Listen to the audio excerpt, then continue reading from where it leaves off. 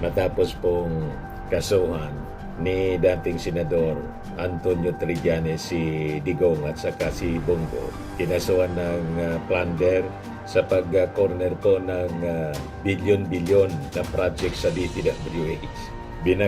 Binagbaka naman po ni dating Senador Trillanes si Baguio City Mayor Magalong. 2 projects in his province. Yan sabi ni Boyeng Rimulya. May mga congressman na gusto lang nilang manahimik. Di na nila gagawin ulit. Magsasali sila ng mga contracts kung saan na contractor sila. Yung restitution, mga kababayan, yung mga ninakaw, ibabalik nila. Pero si Marcoleta ayaw po ng restitution para sa Diskaya. Hindi natin maintindihan kung bakit ayaw na... You cannot just use... Your opinion will even matter here. Nagbabagang mga balita at pagtalakay sa mga isyu ng lipunan. Pulsa, opinyon, banat at paglalantad sa katotohanan. Pulsa, what you see is what you get. You decide. Ito po mga kababayan, si Dante Maravillas. Matapos pong kasuhan ni dating Senador Antonio Trillanes si Digong at saka si Bongo, kinasuhan ng plunder sa pag-corner po ng bilyon-bilyon na project sa DPWH. Binagbaka naman po ni dating Senador Trillanes si Baguio City Mayor Magalong. Report ng Billionaire News Channel, Trillanes says Magalong's anti-corruption crusade just pure posturing. Lahat porma. Sabagay po. Tama naman po. Talagang lahat porma naman lang si Magalong. Sige lang po ang daldal sa media. Sige pasika. M-Territorics. Sumasakay lang po sa kampanya ng ating Pangulong Bongbong Marcos laban sa corruption sa DPWH. Yan o, sabi ni Trillanes. Puro man lang kanya posturing ang sinasabing anti-corruption drive ni Magalong. This after the local chief executive refused to name those allegedly behind the 36 billion pesos na rocknetting scam in Benguet Province. Ayaw man niyang pangalanan. Sige man lang ang daldal ni Magalong. Nakasama pa yung ating Pangulo nang mag-inspeksyon mga kababayan ng rocknetting at saka yung nagiba mga kababayan yung nagiba pong rockshed project doon sa Benguet. Ito, kasama dyan si Magalong sa inspection mga kababayan. Tapos nakita ng Pangulo yung rocknet na sabi overpriced. Timing si Magalong. Ito yung sinasabi ni Trillanes mga kababayan na sige man lang ang posturing. Wala man pinapangalanan kasi ang sabi mga kaibigan niya, yan ang sinasabi natin eh. Sabi dito sa balita ng Billionaire News, Trillanes also blasted Magalong for his failure to file even a single case against those involved in the multi-billion peso flood control scandal despite styling himself as a crusader against corruption. Sabi ng dating senador, for somebody who's posturing as anti-corruption crusader, ni wala pa nga siyang napafile na kaso. It was just pure posturing lang, sabi ni Trillanes. So sabi ng dating senador, si Magalong niya had previously hinted at those supposedly behind the flood control mess, but said such a statement had turned out to be mere motherhood remarks. Wala siyang ebidensyang nakuha, di ba? O ano ngayon ang sinasabi niya? What good is he in all these issues na dumalabas ngayon? Hindi tulad kay Trillanes, talagang desidido. Kinailan po sa ombudsman ng plunder case si Digong, tapos si Bongo. Yan ang totoong anti-corruption crusader po. May laman ang sinasabi at suportado ng aksyon. Hindi lang laway. Si Magalong po, general. Sige lang ang laway. Laway dito, laway doon. Kaya yung maniniwala pa sa mga kwento ni Magalong, iwan ko lang. May nang nilalang din. Idiot, moron. So sabi po ni Trillanes, may nasabi ba siya na pangalan? Kung may nasabi siyang pangalan, asan yung ebidensya mo? Kung meron kang ebidensya, ba't di mo final? The controversy stemmed from a previous testimony of former Public Works Secretary Manuel Bunuan who claimed that the rocknetting flood and slope protection projects began during the Duterte administration. Trillanes had accused Magalong of shielding the Dutertes a claim that the Baguio mayor has denied, saying his duty was to seek out the truth. Ang tingin ko, ang truth para kay Magalong, kung ang sabit po, hindi ka po ng Duterte, yun ang truth sa kanya. Pero pag sabit ang Duterte, walang katotohanan, barkada si Bongo. May anti-corruption crusade na ganyan. Post mismo ito, Senator Bongo ibalik sa Senado. Maraming salamat, Baguio City Mayor Benjamin Magalong, sa inyong taos-pusong pagsuporta at pag-endorso. Sama-sama tayo magserbisyo para sa mga Filipino.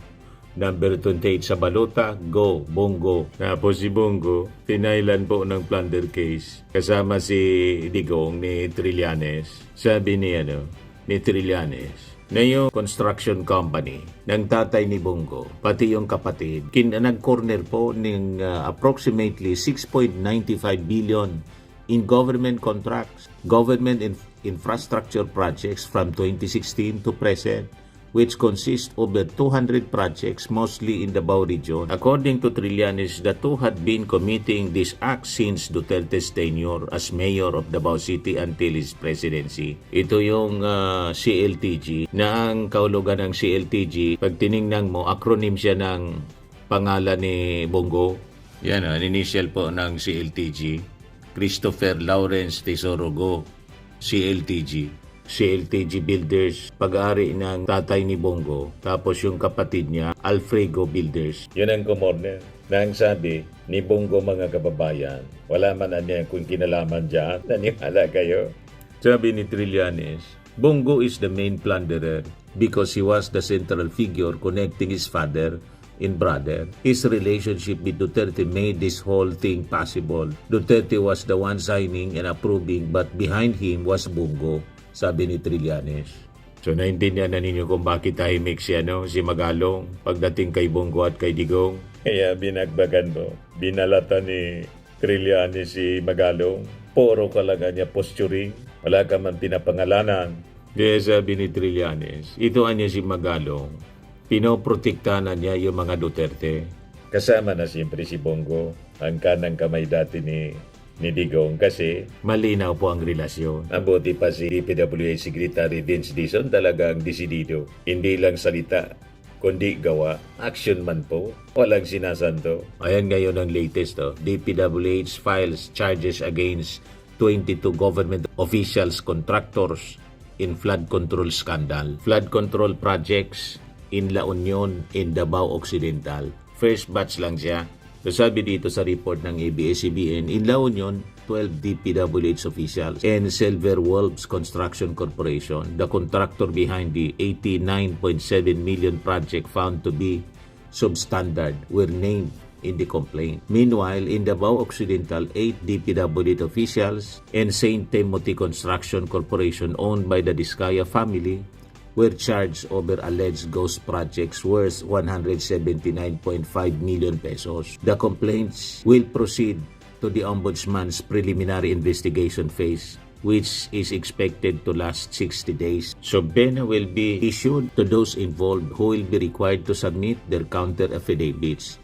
The Ombudsman is also set to issue a dismissal order against the implicated officials. Ombudsman Jesus Crispin Remulla said Benguet Representative Eric Yap and ACT-CIS Party List Representative Edvic Yap are considered persons of interest in the ongoing probe. Silver Wolves Construction Corporation personal interest here is Congressman Eric Yap, who is known to be the beneficial owner of the company. So sabi ni Boying Remulla, meron na kaming nakuha na transmittal ng pera from the AMLAC papunta kay Eric Yap. So nakita na natin yung pattern talaga na meron talaga silang kinalaman sa kontrata kasi yung transmittal ng pera galing sa mga Diskaya. Remulla also tagged Bulacan 6 District Representative Salvador Pleito for allegedly receiving funds from the Diskayas. Pleito was reportedly the president of SA Pleito Construction Corporation. The Ombudsman is also investigating the Davao Occidental Representative Claudio Bautista for allegedly being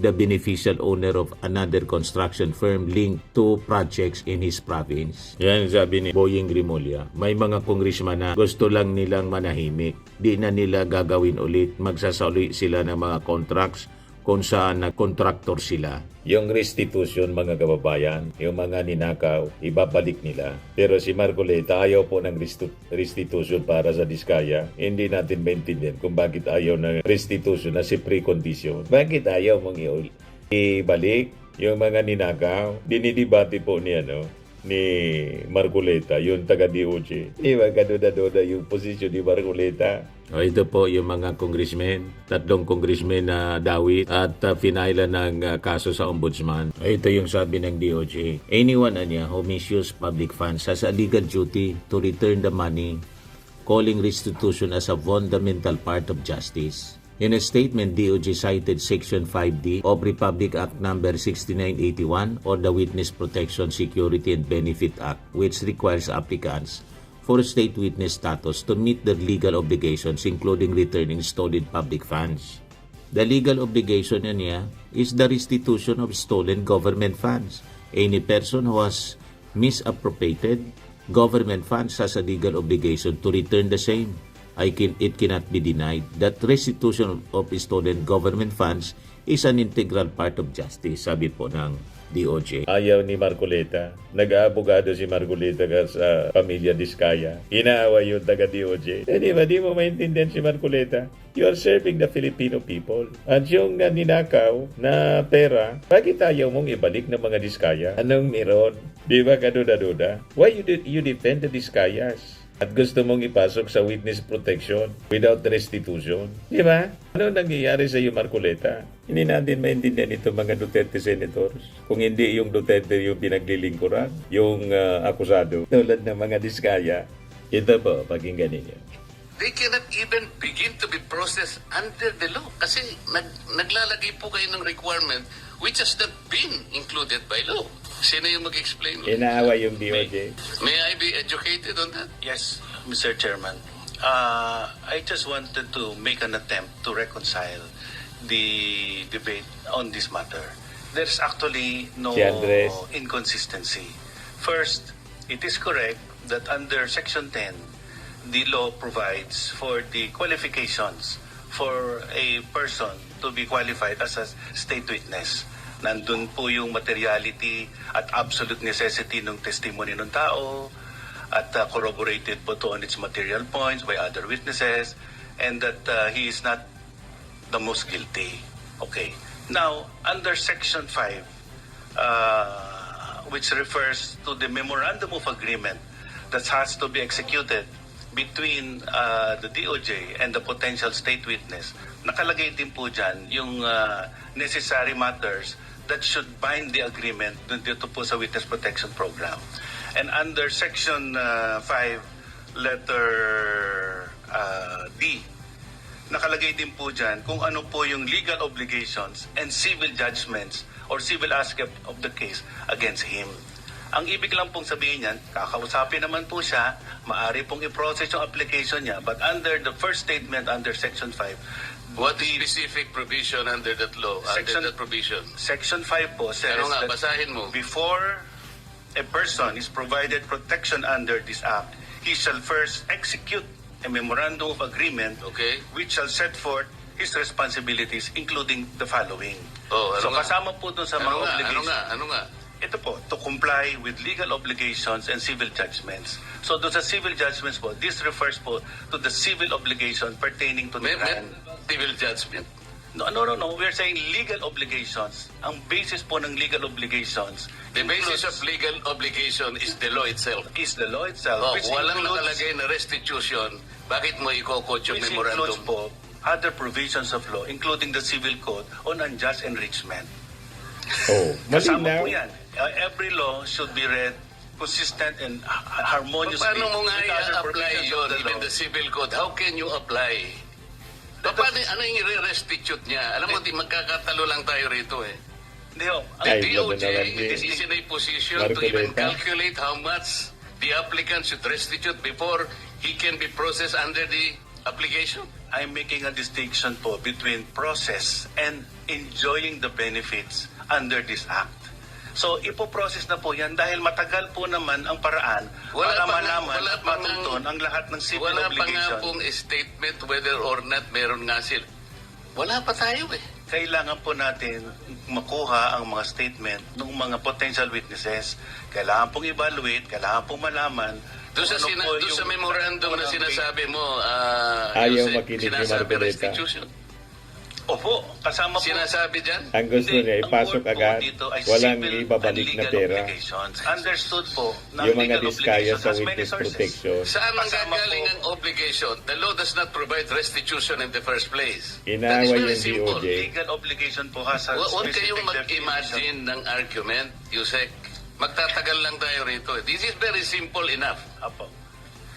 Anyway, ang sinasabi ko lang Kapag po, ka ba hindi provided ng batas, magiging reasonabling obligation under the provision you're quoting? we are saying that legal obligations is defined under You the law. cannot And legal even, obligations you includes cannot unjust use, enrichment. your opinion will even matter here. That's your opinion. Ang pinag-uusapan natin is the requisite of law. Thus, the maxim expressio unius est exclusio alterius ring a bell to you? Alam po natin yun. Ang So, anong sinasabi ibig ko po, sabihin nun? Ang what is expressed excluded is not included. Kaya nga. You are including an opinion which was not expressly enumerated under Section 10 of the law. Hindi. We submit, Your Honor, that a witness can be processed under this program, Ang but he cannot tawag namin kay receive any Marcoleta, of the ang benefits as pag-ugali niya, stated in Section paltarason, 5 unless the matter referring to legal Nag-abogado kay obligations is Diskaya. reduced into writing in a memorandum. So, Mr. Yan po ang Chair, posisyon namin. the opinion of the USEC is trying to supplant the very clear and categorical provision of law. We submit, Your Honor, we're just reading the text of Section 5. Prosecutors, 80.5%. So dito mas mataas talaga. So dito mas mataas talaga yung success if you will use the WPP. Hindi nga ako, nagtataka nga ako kung bakit averse kayo dun sa pag-process dun sa samantalang wala namang nilalagay na restitution, ipipilit nyo para lang hindi sila makover ng program. ang kulit So, ni ano mangyayari sa Marcoleta. batas natin? Ayaw niya You will ibalik. insist on an opinion Bakit ayaw mong supplanting the ibalik requisites muna? categorically provided by law. Ay, hindi talaga makakapaprocess. So, pinipili Yung nyo gusto perang nyo ninakaw, i-process. ayaw Paano ibalik. natin- Sila lamang ang nakapag-identify initially ng 17 congressmen. At doon sa kanilang mga testimony, lumalabas na rin ang pangalan ni Saldico and Martin Romualdez. Ngayon, kung ayaw ninyong bigyan sila ng protection under that law, kaya siguro umayaw na sila sa ICI. So what is their status now with the DOJ? Are you insisting that they restitute? How much? How do you compute it? If I may, Your Honor. Oh, yes. If I may, Your Honor. To be consistent, the Department of Justice... No, you are not consistent from the beginning. Huwag mo sasabihin yung to be consistent. There is no consistency here. Sige po. Magkano ang gusto nyong restitute nila in the first place? Okay. Wala pa po sa estado na ganon. So mga tweet, hindi mapoprocess talaga yan. Pinoproseso po namin, Your Honor, yung kanyang application. How can you process the application, Mr. Chair, if you're providing another requisite which is not even written in the law? You are imagining something that is not within the law. You are Department of Justice. Ito yung sinasabi ko sa inyo. You're supposed to be the chief. Pwede ho bang magdagdag, Your Honor? Siging gandal halimbawa niya, po, hindi man sa pagitan po ng pinapakinggan yung paliwanag ng DOJ. In-invite pa niya. statement mula sa witness. Sinabi ng isang witness, 'di ba? Kasama ako sa sindikatong ito. 'Di ba? At dahil sa kumita ako dito sa pagsali ko sa sindikatong ito, kumita ako ng 10 milyon.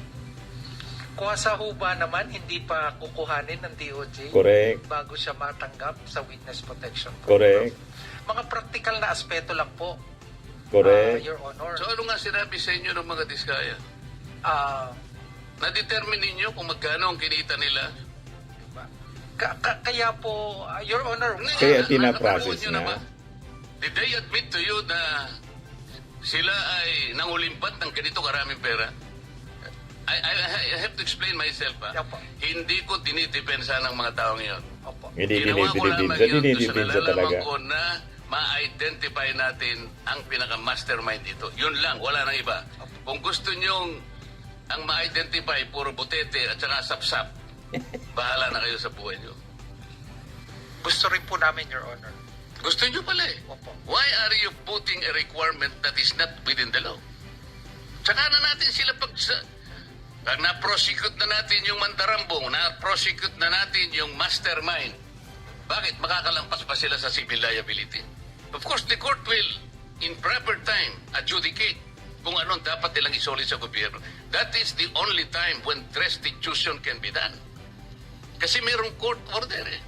Pero sa ngayon, will you abuse your discretion na kaya niyong gawin ito kahit na wala sa batas?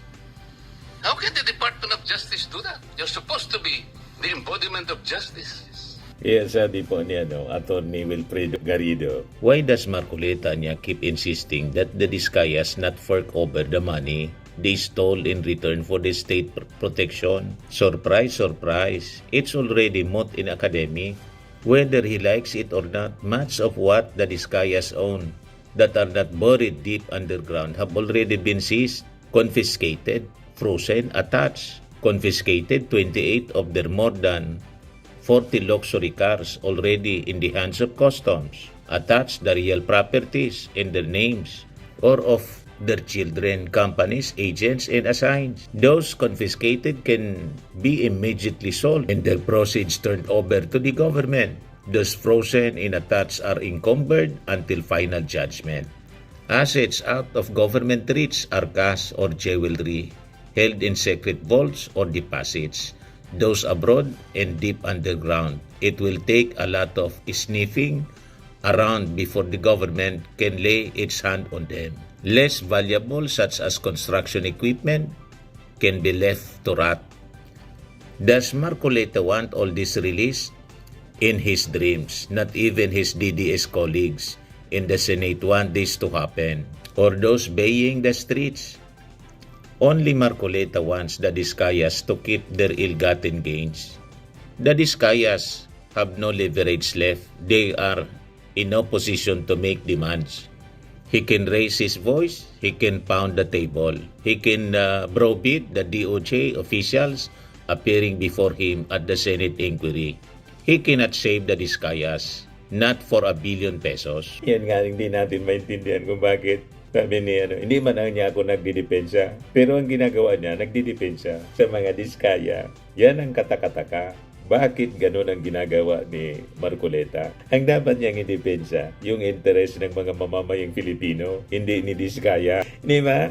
Talaga itong mga Duterte Senator. May problema.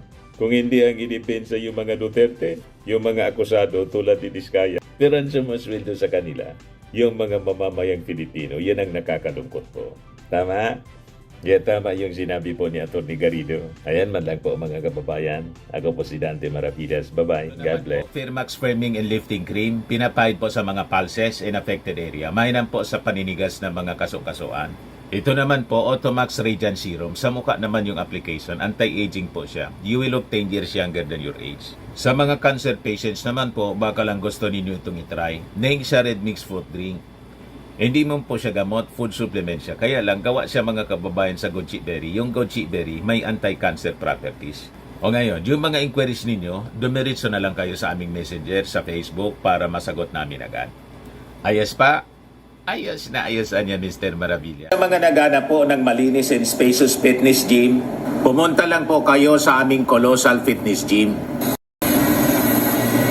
May Grab car rental din po kami.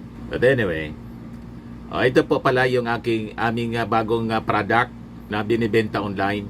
I am worldwide amazing pure organic barley powdered drink mix from Australia. Negosyo to ng aking anak na architect entrepreneur Riz Maravillas. Ayan po. Kontakin na lang po ninyo siya, Riz Maravillas on Facebook. Ang mga health benefits niya, boost immunity, improves digestion, enhance energy levels, packed with antioxidants, prevent cancer. Ito naman po yung bago naming product na binibenta online. Eye Glow Serum, whitening po siya. Tingnan ninyo yung epekto sa aking anak na architect before and now. Yung mga inquiries po ninyo, dumiretso na lang kayo sa kanyang Facebook account, Riz Maravillas.